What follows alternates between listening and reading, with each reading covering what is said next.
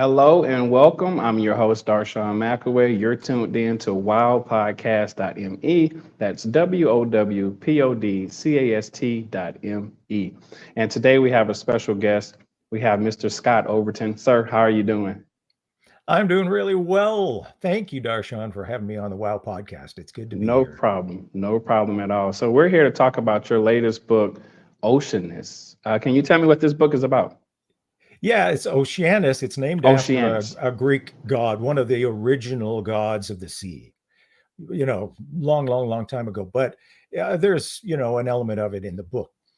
And the book is a science fiction adventure. The idea being that a jetliner passing over the South Pacific is blasted by this blast of unknown energy. And it's either coming from the ocean or going to the ocean. And the passengers suffer some pretty serious brain damage from that. So the powers that be decide this has to be investigated. And they send a ship, they send a special team of specialists, they send and rush a habitat, an undersea habitat to the site. And this team of specialists will go down to the floor of the Pacific Ocean to try to make first contact with whatever's down there. Okay. Now, did you have any intentions on turning this book into a screenplay or on putting it on a silver screen? Well, it'd be great that way. I would love it. It's not a job for me myself, I think, but it would make a great movie. There have been some really good underwater movies like Sphere and The Abyss. And so this is similar to that. And I could see them making a great movie out of it. There haven't been as many science fiction books about traveling to the bottom of the ocean. And it is the least explored part of our planet. So it's a natural setting for drama and adventure.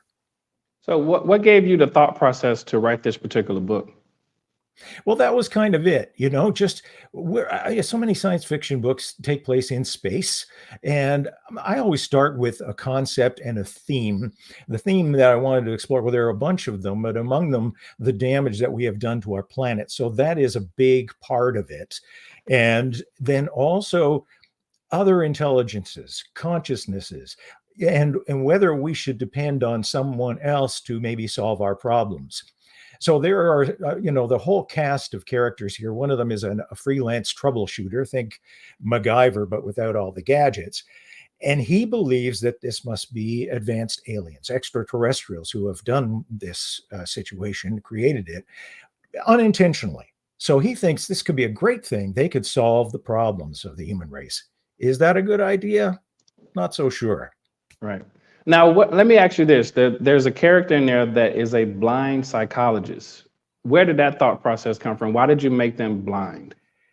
I just really wanted to explore some characters that had some physical challenges. So there is also another character who has prosthetic limbs. And I mean, the psychologist, sociologist, theologist, he's kind of got a bit of everything in his background.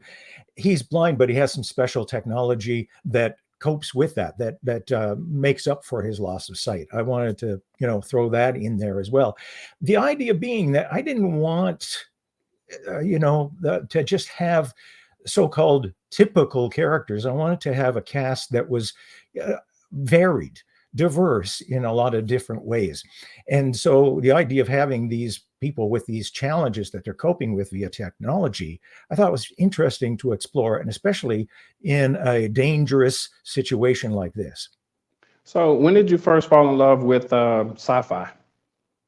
Uh, when I was a kid, I think. And my father used to be really big on sci-fi, and he read a lot of it, and we started reading it, as soon as we could.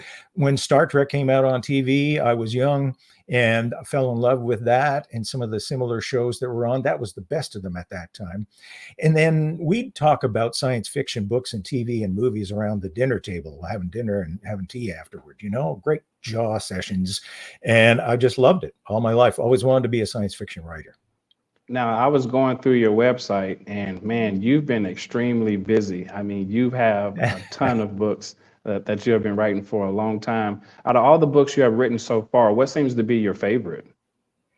Well, people ask that quite often, and I tell them it's like picking your favorite child. I really can't. You love them all for different reasons. There are different ones that I think are special for certain reasons. I had a novel called Augment Nation, which you just saw on the screen a little while ago, and I think that one is a pretty important book because it's a very cautionary tale about technology. It's about brain implants, computerized brain augments, which I think will be a thing and taking over from smartphones in 20 years or so. But there is a lot of potential for harm there as well as potential for good. So that one's important to me in that sense. But I love them all for different reasons. And I think that the readers love them all for the characters. I really try to create some likable, relatable characters. And Oceanus has the best cast of characters that I've ever put out. They're really interesting people. So let's do a deep dive into the brain implants just for a little bit. Hmm, Do you sure. see it as do you see any benefits to it at all, or you see more of a hindrance? Absolutely benefits. Think about it. I mean, right now, the technology is with companies like Elon Musk's Neuralink. And they're trying to create these things, brain computer interfaces, so that people with disabilities of physical kinds, injuries, amputations, whatever it might be, can use their thoughts to create something on the computer that use cursors on a computer, communicate in other ways, maybe operate prosthetic limbs, robotic limbs, and that will develop. And I really think it will take over from smartphones so that you'll be able to do everything you can with your smartphone with just a thought. You can go to the internet with just a thought. And the potential for that is absolutely amazing, which I explore in the book.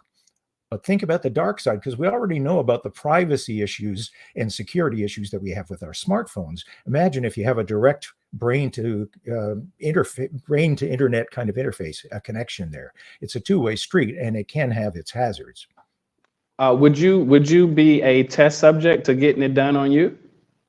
I don't think so. I wouldn't be among the first to try that out. I mean, certainly the main character in the book has one implanted in his head and connected directly, like the Neuralink system, by electrodes into his brain. And the reason is he's had brain damage from an accident, and it's to correct a condition called aphasia. And agnosia, more really. He can't even recognize faces or regular objects.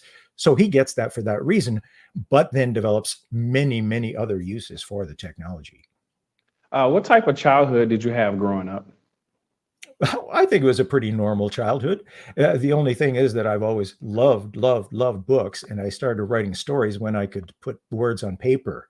So I've been doing that all my life. It's not what I did for a living. As a career, I was a morning radio announcer, and that was great. It didn't leave me a lot of time to write. So as I got later in my career and freed up some time, I was able to do it, and then eventually left the radio biz and became a writer full time. But my first book, my first novel, was about the radio industry, and it's called Dead Air, and it's a mystery thriller, I call it. Yeah, I got an opportunity to breeze through that, and I saw the trailer, and I thought that was Yeah. very interesting. Dead Air. When you first came out with that book, what was the premise behind it overall? Well, the idea is that a morning radio guy, as I was, comes into work one morning and he finds a death threat on his control board, and he thinks, "Got to be a joke. Somebody's playing a sick joke on me," except it isn't. And so gradually, harassment turns into outright attempts on his life. He has no idea who it is that he's ticked off so badly that they might want to kill him. But the fact is, they are. And so he has to first work with the police, but they don't have much to go on. And then eventually take it on himself when some innocent people get hurt. So when you're not writing your books, what do you do to relax and unwind? And I don't know if I really even have that much time that I do to relax. I love music, and I have been a scuba diver. I haven't been able to do that much lately. I live in a kind of wilderness situation almost in northern Ontario, Canada. So I spend a lot of time out in nature and just, out on the water or hiking around or skiing around, that kind of thing. So at this point in your life, have you been developing your legacy, or you're nowhere near it? Oh man, this book, Oceanus, is my seventh novel that I'm bringing out, and I have about 4 of them completed as well at various stages of completion, not necessarily edited, not necessarily ready for publication, but they're substantially done, and I'm working on another one. I'm always a few books ahead when it comes to the writing. The writing part is what I love. Some of the other parts about, promoting and marketing books, not my favorite things, but they're necessary. The writing I still love, and I'll keep doing that as long as I can. Got you. Got you. So, has your life played out the way you wanted it to, or you had a lot of bumps in the road? Oh, I can't complain about the bumps in the road, but I can't say it's turned out like I wanted it to. I wanted to be a full-time writer from the get-go, and I tried when I was in my 20s. I really didn't have the chops to do it then, and I didn't have the time that I could afford to put into it to building a career. So that had to kind of wait. But I had always loved music. I had loved performing. I had some acting training and everything like that in my university degree. That was the specialty. And so I went into radio thinking, hey, I can combine performing with music, and they only work a few hours a day. I'll have time to write. And no, I was totally wrong. I didn't have time because it keeps you very busy when you're in the broadcasting, line of work. Right. So, have you ever developed any writer's block, and how do you get over that? Many people do, and there are a lot of tricks to get around it, but touch wood, I've never experienced that. As Mm. long as I have an idea of where I'm going, I can work with it. And now, writers, they kind of divide into people who fly by the seat of their pants. They are not sure where they're going, and other people who outline and outline and outline and plan. And I am much more of a planner. So I'll spend quite a long time, sometimes months, planning out a book, creating the characters in depth, the sketching out the plot, doing all the world building or whatever it is. And then I've got it ready to go, and I finally feel I'm ready to start writing. So I've got all of that there. And I may still run into places where I'm not sure what happens next, but I can always figure it out somehow. Or if I had to, I could jump ahead and write another scene farther on where I do know what's supposed to happen, and then, work it through. So I haven't actually ever been blocked. I hope it doesn't happen. Yeah, me too. I've never really had it too much. Once I get started, I give myself a block of time, and I need to not be disturbed. I'll lock myself in my office. I put a do not disturb sign on the outside of my door, and just give me my 4 hours so I can just go into my imaginary world. So, do you do any social media or anything like that? Oh yeah, well, I'm on Facebook. I'm not on Twitter or X very much, but I do have a presence on there, and I'm a member of Goodreads and on a few other things. Not Instagram, not into TikTok yet or anything. I have a YouTube channel, and maybe that's where you saw the trailers. I have book trailers for all of my books, but my website, which is just www.scottoverton.ca, has links to everything. It has sample chapter pages. It has links to the trailers, even has an ebook store, although it's often more convenient for people to buy at retailers. Yeah. Well, Scott, I want to thank you so much for coming by to talk about your book, Oceanus. It's a pleasure speaking with you, and I hope you get a chance to come back again soon. Well, just invite me back. I'll be glad to do it, Darshan. Thank you very much for the time and the opportunity. No problem. You have a good one. See you. You too. All the best with your career too. Thank you, sir.